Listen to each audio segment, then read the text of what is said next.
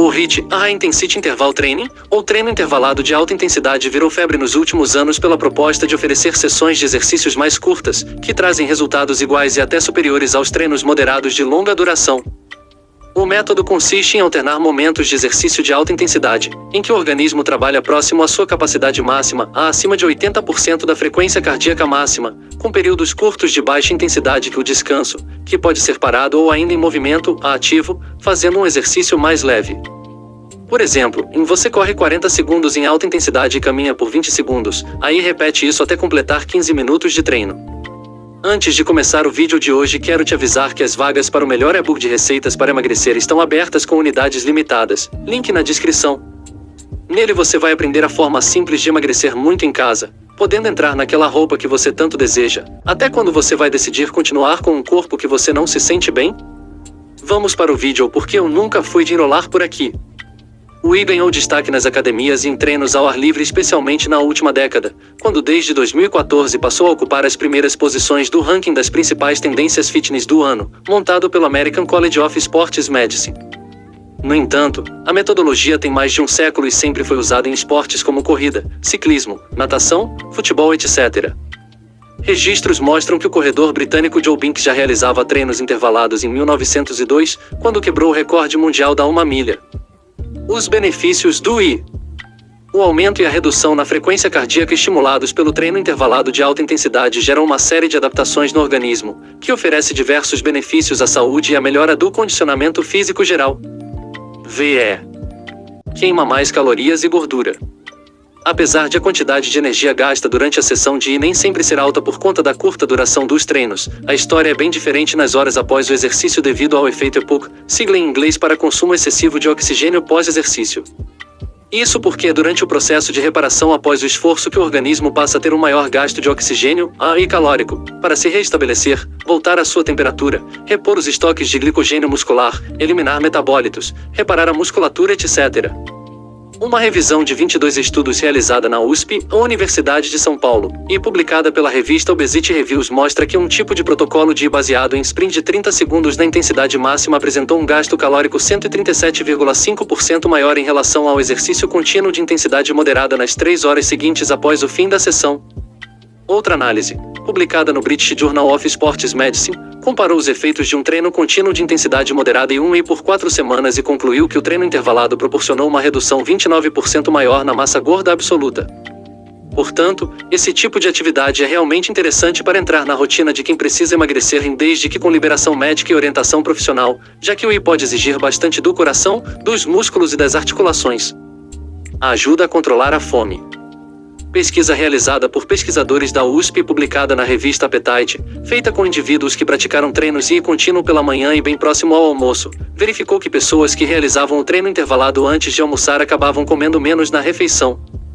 Sabemos que o exercício reduz a produção da grelina, hormônio da fome, mas o Whey parece ter um efeito maior nesse sentido, mostrando ser uma boa estratégia para a perda de peso, explica Valéria L.G. Panissa, doutora, professora colaboradora da disciplina Educação Física na Idade Adulta da Escola de Educação Física e Esportes da USP e pesquisadora do LADES, Laboratório de Determinantes Energéticos do Desempenho Humano. Melhora a capacidade cardiorrespiratória.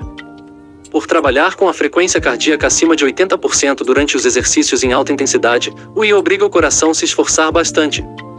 Com isso, o órgão fica mais forte, a circulação sanguínea melhora, assim como as funções de absorver e transportar oxigênio, explica Paulo Gentil, mestre em Educação Física, doutor em Ciências da Saúde, professor na UFG, a Universidade Federal de Goiás, e sócio da franquia Personal. Por esses motivos, o método é também indicado para a reabilitação de pacientes com doenças cardíacas, como sugere a revisão de estudos publicada na Revista Espanhola de Cardiologia. Diminui o nível de glicose, açúcar, no sangue. Os resultados preliminares de uma pesquisa com pessoas com diabetes do tipo 2 grave, coordenada por Gentil e realizada em conjunto com a Fundação Banco de Olhos e a Liga de Diabetes de Goiânia para uma tese de mestrado, mostram que uma rotina de 2 meses com treino é capaz de produzir os mesmos efeitos na redução da glicemia, a nível de açúcar no sangue, equivalente a 6 meses de uso de medicamento para tratar a doença.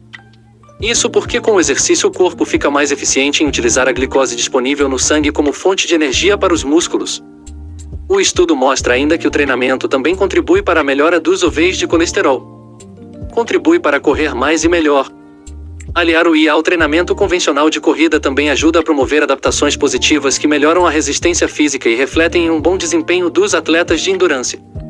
A literatura mostra que a proporção de 80% de treinamento em baixa intensidade e longa distância e 20% de IA parece ser o ideal para ter um melhor rendimento nas pistas, coloca Paulo Eduardo de Assis Pereira, do Grupo de Estudos e Pesquisas em Fisiologia do Exercício da Unifesp, a Universidade Federal de São Paulo, de Santos, que está finalizando sua tese de doutorado em Ciências do Movimento sobre o tema.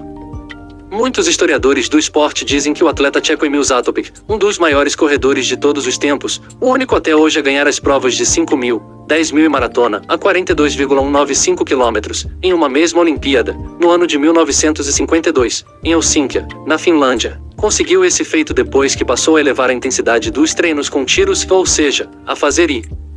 Pode ajudar a ganhar força e músculos.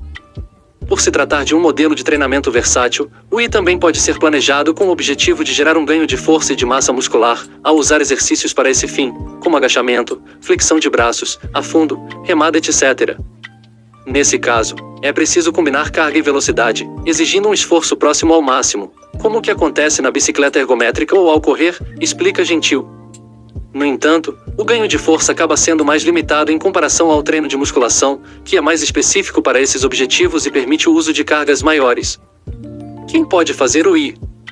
As recomendações para praticar esse tipo de treino são praticamente as mesmas de que qualquer outro exercício.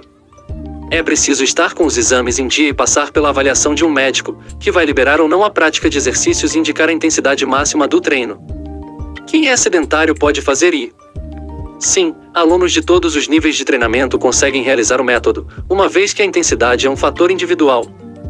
Para uma pessoa sedentária, por exemplo, alta intensidade, a 80% da frequência cardíaca máxima, pode ser andar a 7 km por hora. Já para uma pessoa que treina, pode ser correr a 13 km por hora. E para um atleta de elite, mais de 20 km por hora. O mais importante é ter orientação profissional para aplicar corretamente a carga, a intensidade, dos exercícios e orientar sobre a correta execução dos movimentos, principalmente em exercícios de força. Quem tem alguma limitação física pode fazer I. Sim, é possível adaptar os exercícios do treino conforme a limitação do aluno. Por exemplo, aquelas que têm dores nas articulações ou estão com sobrepeso e devem evitar o impacto da corrida podem fazer o I na bicicleta, no remo, no elíptico ou até mesmo nadando. O I é versátil e pode ser feito com vários tipos de exercícios, como polichinelo, pulando corda e até subindo as escadas de casa. Importante, em hipertensos e diabéticos devem ter seus níveis de pressão arterial e glicose devidamente monitorados pelos profissionais de educação física durante o treino. Quantas vezes por semana posso fazer o I? Como o treino intervalado de alta intensidade exige muito dos músculos e do condicionamento físico, ele requer um grande tempo de recuperação para evitar lesões, geralmente entre 48 a 72 horas. Por isso, o ideal é que se faça, no máximo, 3 sessões de I por semana, se possível intercaladas com outros métodos de treinamentos, como a musculação, para fortalecer, orienta Pereira. Para quem pratica corrida ou ciclismo, por exemplo, em que além dos treinos intervalados há outras sessões exigentes, como o treino longo, a recomendação é fazer no máximo 1 ou 2 treinos intervalados por semana. As variações do treino I. Em 2013, o cientista do esporte Martin Buchheit fez uma caracterização que dividiu os tipos de treinamentos intervalados de alta intensidade, observando as variáveis de intensidade e duração do esforço e da pausa.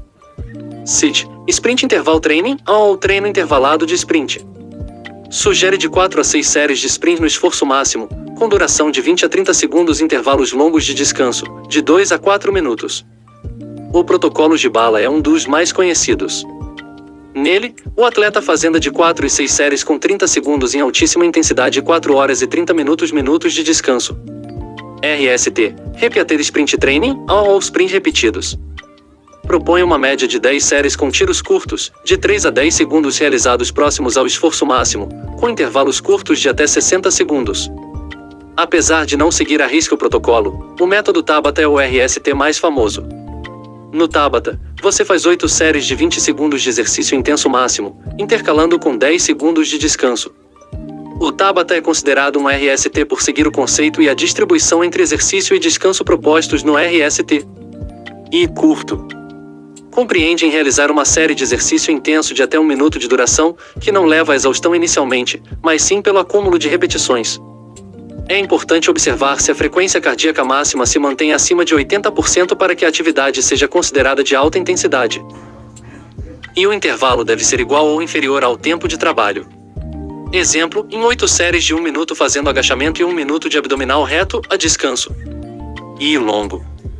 Sugere repetições de exercícios intensos com duração superior a 2 minutos, que também não levam à exaustão inicialmente, mas pelo acúmulo de repetições.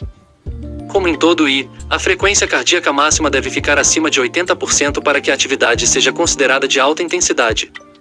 E o intervalo deve ser igual ou inferior ao tempo de trabalho.